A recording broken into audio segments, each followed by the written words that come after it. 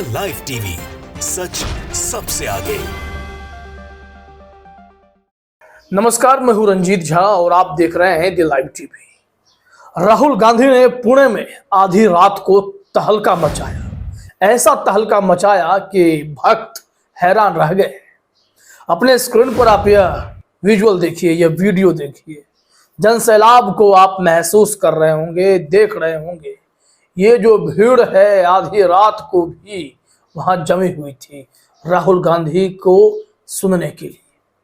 अब आप सोचिए कि यह राहुल गांधी का क्रेज नहीं तो क्या है, क्योंकि कुछ ही दिन पहले तो प्रधानमंत्री नरेंद्र मोदी ने भी पुणे में ऐसी सभा करने की नाकाम कोशिश की थी। उनके वीडियोज हमने दिखाए थे कि कुर्सियां खाली पड़ी थी। अगर आपको ध्यान ना हो तो फिर से जरा देख लीजिए। ये प्रधानमंत्री नरेंद्र मोदी की सभा में खाली कुर्सियां हैं और मोदी जी भाषण देते जा रहे हैं। पुणे में लोगों की भीड़ जुटाने के लिए आसपास के लोकसभा क्षेत्रों में पड़ने वाले विधानसभा से लोगों को मंगाने का दावा मोदी जी के कार्यकर्ताओं ने किया था, लेकिन उनकी हालत देखिए, पूरी कुर्सियां खाली हैं। लेकिन जैसे ही राहुल गांधी वहां पहुंचे हैं तो फिर भीड़ का आलम देख लीजिए। ऐसी भीड़, ऐसा जन सैलाब जो इतिहास रचने जैसा है। और यह जनता का प्यार राहुल गांधी के प्रति जो अभूतपूर्व एहसास दिखाई पड़ता है, इसका मतलब साफ है कि जनता परिवर्तन के लिए तैयार है। महाराष्ट्र ने जिस सियासत को बीते 5 सालों में देखा है वो बेहद शर्मनाक रहा। जनता के जनादेश की डकैती करना, उनके जो सरकार चुने गए थे उनके साथ इतना खेल करना, विधायकों में तोड़फोड़, पार्टियों में तोड़फोड़, सब कुछ इस राज्य की जनता ने देखा। बीजेपी से खासी नाराज है महाराष्ट्र की जनता, शिंदे से गुस्से में है, अजित पवार से खफा है। तो इन सब का असर तो पड़ेगा। राहुल गांधी, कांग्रेस, यह एक ऐसा कॉम्बिनेशन इस वक्त देश में दिखाई पड़ता है जहां राहुल गांधी की सभा हो और भीड़ ना हो ही नहीं सकता है।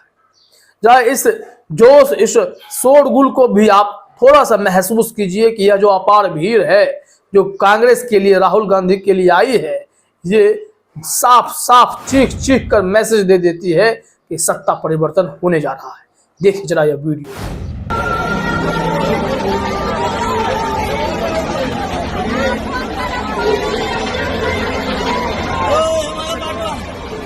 तो देखा आपने, ल्यूटियंस मीडिया ने इसे शेयर करते हुए लिखा भी है, पुणे में राहुल गांधी की रैली में उमड़ा जनसैलाब।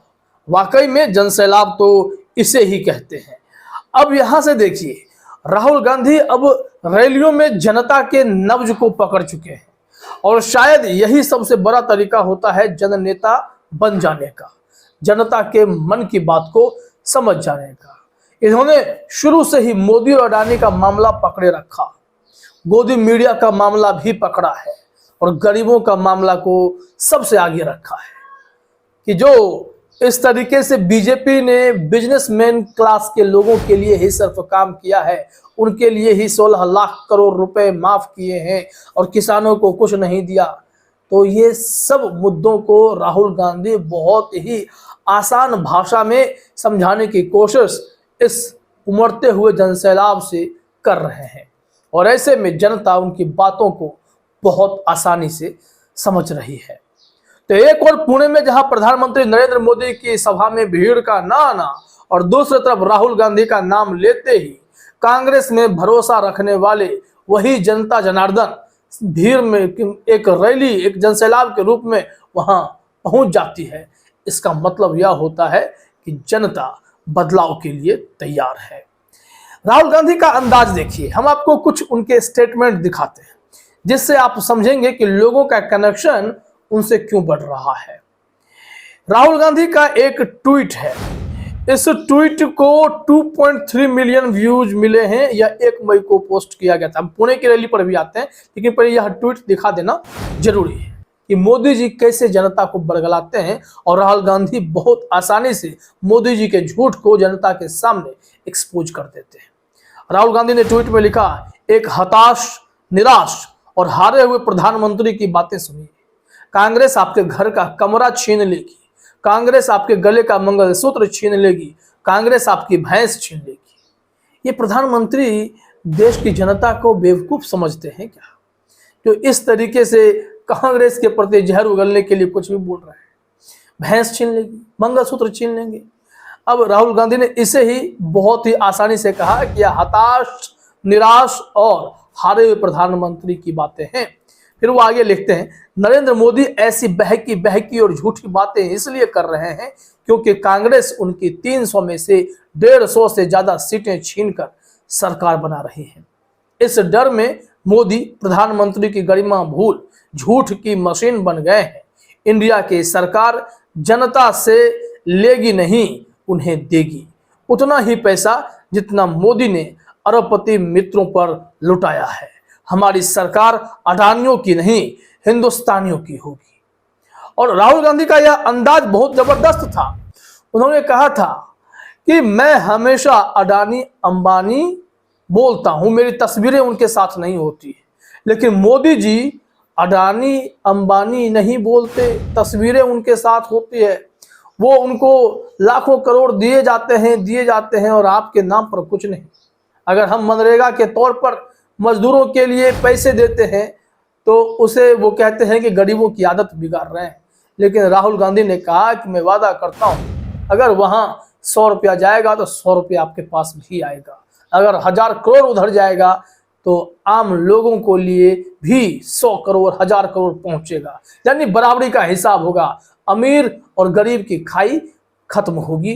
राहुल गांधी ने ऐसा भरोसा दिया है।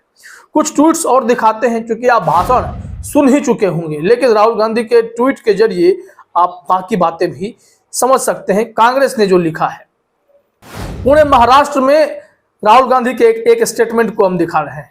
यहाँ कांग्रेस ने लिखा है कि हम देश के गरीब परिवारों की लिस्ट बनाएंगे और उस परिवार की एक महिला के खाते में सालाना 1 लाख रुपए डालेंगे। इस बारे में मीडिया चाहे कुछ भी कहे, हमें कोई फर्क नहीं पड़ता। जब हम मनरेगा योजना लाए तो मीडिया कहता है मजदूरों को आलसी बना रहे हैं, वहीं अडानी को लाखों करोड़ रुपए दिए जाते हैं तो मीडिया कहता है देखो विकास हो रहा है। और इसी विकास वाले पॉइंट पर राहुल गांधी ने जबरदस्त तंज भी कसा है। तो हमें लगता है कि इस वीडियो को भी सुनना चाहिए लोगों को, कि राहुल गांधी ने कैसे यहाँ मोदी जी पर और गोदी मीडिया पर एक साथ निशाना साध दिया है। देखिए जरा। हिंदुस्तान के हर गरीब परिवार की हम लिस्ट बना रहे हैं। मोदी ने करोड़ों लोगों को गरीब बनाया ना, उन सारी की लिस्ट हम निकाल रहे हैं, सारे के सारे नाम। उन परिवारों में से हम एक महिला का नाम चुनेंगे, हर परिवार में से एक महिला का नाम चुना जाएगा और उस महिला के बैंक अकाउंट में 10,000 नहीं, 20, 25, 30,000 नहीं, 50,000 नहीं, 90,000 नहीं, 1 लाख रुपया साल का हम डाल देंगे। तो सुन लिया आपने, राहुल गांधी कुछ बातों को हर जगह बोलते हैं और वो इंपॉर्टेंट है। जैसे जातिगत जनगणना की बात राहुल गांधी लगातार कर रहे हैं। ऐसे में कांग्रेस ने उनके उस क्लिप को भी शेयर किया है, लेकिन उसमें जो टेक्स्ट है, ट्वीट है, वो आप देखिए। लिखा गया है, नरेंद्र मोदी ने 22 लोगों का 16 लाख करोड़ रुपए माफ किया है। आज देश के 22 लोगों के पास उतना ही धन है जितना 70 करोड़ हिंदुस्तानियों के पास है। देश के 1% लोगों के हाथ में 40% हिंदुस्तानियों का धन है। देश के 90% लोगों की कोई भागीदारी ही नहीं है। इसलिए हम जातिगत जनगणना जरूर करवाएंगे। राहुल गांधी के इस बातों से लोग लगातार कनेक्ट हो रहे हैं और असर भी दिखने लगा है, क्योंकि अभी तक जितने चरण के मतदान हुए हर जगह बीजेपी के लिए मुसीबतें बढ़ती ही दिखाई पड़ी हैं। तो देखते हैं कि राहुल गांधी का मैजिक पुणे में, महाराष्ट्र में कितना चल पाता है, क्योंकि यहाँ भी लोकसभा सीटें इतनी हैं कि जिसके हाथ ये सारी सीटें लग गई वो भी दिल्ली में अपनी दावेदारी को और ज्यादा मजबूत कर सकता है।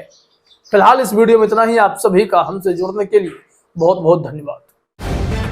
द लाइव टीवी, सच सबसे आगे।